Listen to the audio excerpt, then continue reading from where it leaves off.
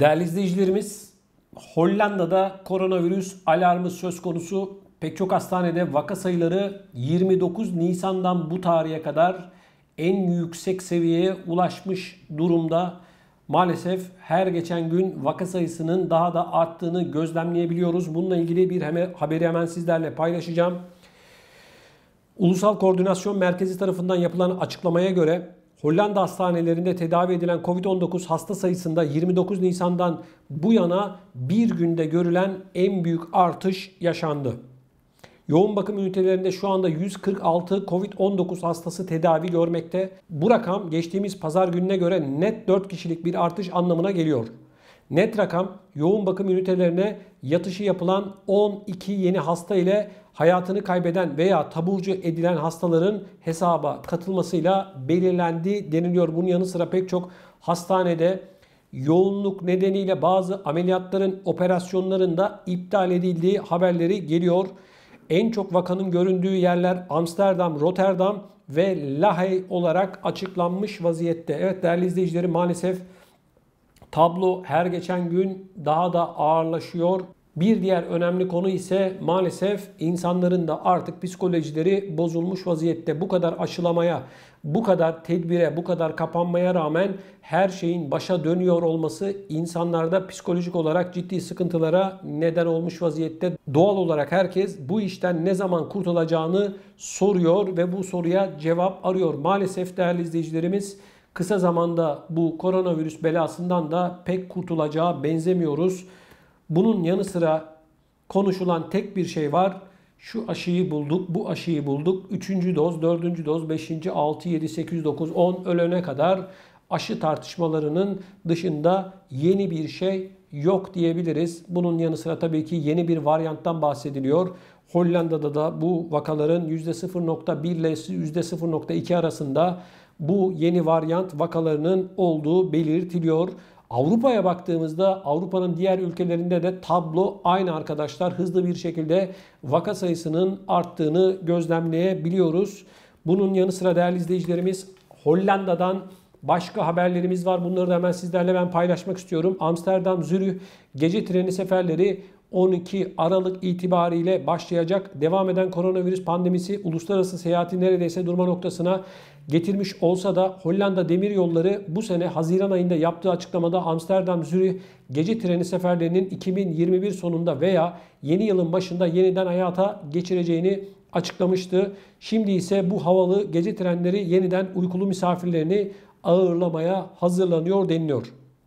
12 Aralık'ta başlanması planlanan ilk sefer 2016'dan bu yana iki şehir arasındaki ilk gece treni seferi olacak. Tren yolculara yalnızca Zürih yolculuğu değil, birçok farklı şehre gezme imkanı tanıyor. Amsterdam'dan her gün 20.30'da kalkacak olan tren son durak olan Zürih'e varıncaya dek Frankfurt, Düsseldorf, Basel gibi 18 farklı şehre uğrayacak. Trenin yaklaşık 11 saatlik yolculuğunun sonunda sabah 08.05'te Zürih'te olması bekleniyor. Yetkililer yapmış oldukları açıklamalarda gece treni iklim dostu olmanın yanı sıra uluslararası seyahat etmenin popüler yollarından biri. Zürih'e giden gece treniyle bir kez daha zaman çizelgemize doğrudan bir Avrupa şehri bağlantısı ekliyoruz diyorlar. Gece treni yolculuk için birden fazla seçenek sunuyor. 8 normal koltuklu vagon biletinin ücreti 38 euro, 4 yatılabilen koltuklu vagon 50 euro, 2 yataklı vagon ise 90 euro olarak belirlendi. Bu fiyatlara kahvaltı da dahil. Evet, özellikle hafta sonları biraz dinlenmek, biraz değişiklik arayanlar için sanıyorum iyi bir haber. Değerli izleyicilerim, bildiğiniz üzere Avrupa'nın en önemli sorunlarından bir tanesi göçmen sorunu. Göçmen sorununu Avrupa çözmeye çalışıyor. Bununla ilgili olarak Hollanda'da, Almera'da mülteciler için 450 kişilik bir çadır kent oluşturuldu. İlk Afgan mülteciler pazar günü Almera'daki acil durum sığınağına ulaştı. Mülteci Yerleştirme Ajansı'ndan bir sözcüye göre bugün yaklaşık 200 mülteci daha bekleniyor. Mülteciler başvuru merkezine vardıktan sonra geçici olarak yerleştirildikleri diğer çeşitli kabul yerlerinden geliyorlar. Savunma ve Kızılaç, Almera'daki spor parkında 400 ile 500 kişiyi ağırlamak üzere düzinelerce çadır inşa etti deniliyor. Geçici konaklama süresi olan 2 hafta içinde 4 ila 5 geçici binanın inşa edilmesi planlandı deniliyor. Şimdi değerli izleyicilerim, bakın, bu Avrupa'nın göç sorununu bitirmesi mümkün değil. Azalır mı? Koronavirüs döneminde azaldı ama bundan sonra hızlı bir şekilde artacak. Çünkü tüm dünyada yoksulluk, savaşlar ya da insanların yaşamasını ya da karnını doyurabilmesi için imkanların daha da kötüleşmesi nedeniyle insanlar akın akın Avrupa'ya geliyor. Asya başta olmak üzere dünyanın pek çok noktasından, Afrika'dan veya da diğer bölgelerden insanlar karınlarını doyurabilmek, insani çerçevede bir nebze olsun nefes alabilmek için Avrupa'nın yoluna düşüyor. Şimdi bu insanların gelmiş oldukları ülkelere baktığımızda yine her ne hikmetse Avrupa'nın bu ülkeleri karıştırmış olduğunu görüyoruz. Bu insanların yeraltı kaynaklarını çaldılar. Petrolünü çaldılar, altınını çaldılar, madenlerini çaldılar. Bu insanlara yaşama ya da karınlarını doyurma hakkı vermediği için bu Avrupa ülkeleri şu anda mültecilerle baş edemiyor, edemeyecek, daha da kötü olacak, göreceksiniz. Şu anda ana vatanımız olan Türkiye yaklaşık 10 milyon mülteciyi kendi topraklarında tutuyor.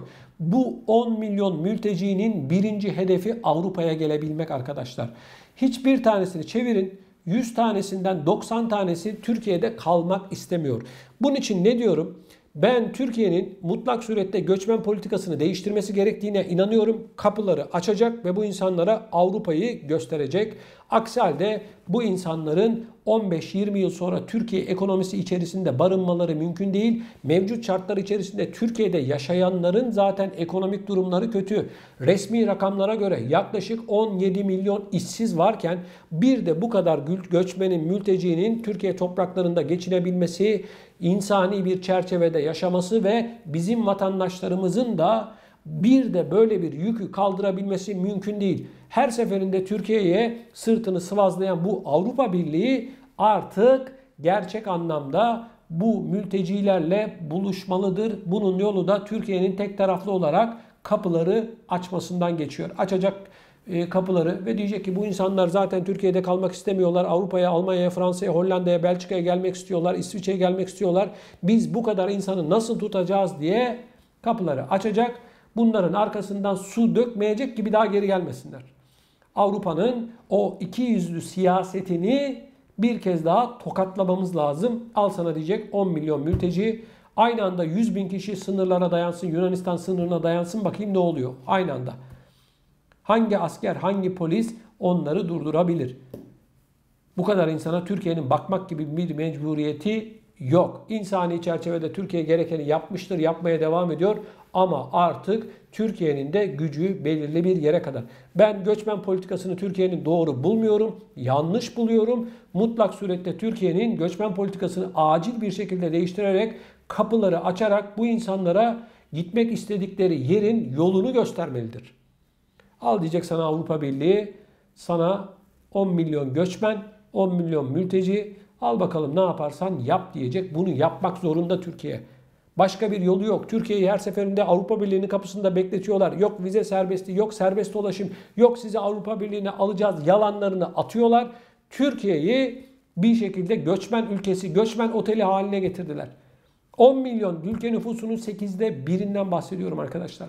Bu önlem alınmazsa durum daha da ağırlaşacak. Hollanda Demiryolları grafitiler ile savaşıyor diye bir haberimiz var değerli izleyicilerimiz. Hollanda'da trenlerin üzerine bu resimleri çiziyorlar. Hollanda bununla ilgili olarak her yıl yaklaşık, evet, enteresan bir rakam vereceğim arkadaşlar size. Kaç para harcıyor bu grafitileri silmek için? 10 milyon euro. Genelde duvarlara, boş yerlere falan yaparlar. Bir de trenlere yapıyorlar. Bir de bunları silmek istiyorlar. Tabii bu da bir masraf. Enteresan bir haber bana göre.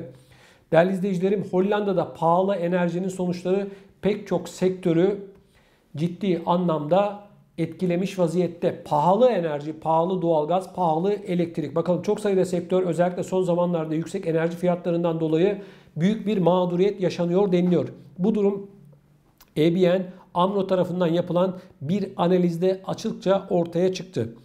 Banka 20 sektörü analiz etti ve işletmelerin yüksek maliyetleri hangi ölçüde tüketiciye yansıtabilecekleri sorusuna cevap aradı. İşletmeler artan maliyetleri fiyatlara yansıtmadığında sektöre bağlı olarak karlar ya da tamamen büyük ölçüde buharlaşıp gidiyor.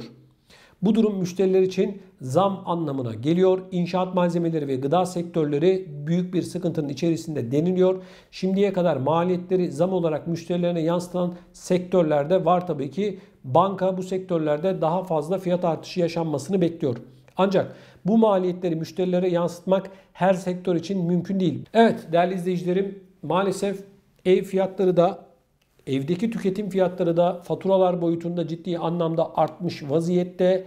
Doğalgaza, elektriğe gelen zamlar maalesef ve maalesef daha da artacağı benziyor. Bununla ilgili olarak çok acil bir şekilde hükümetin vermiş olduğu sosyal yardımları arttırmasını bekliyoruz. Hollanda ve diğer Avrupa ülkeleri için de aynı durum söz konusu.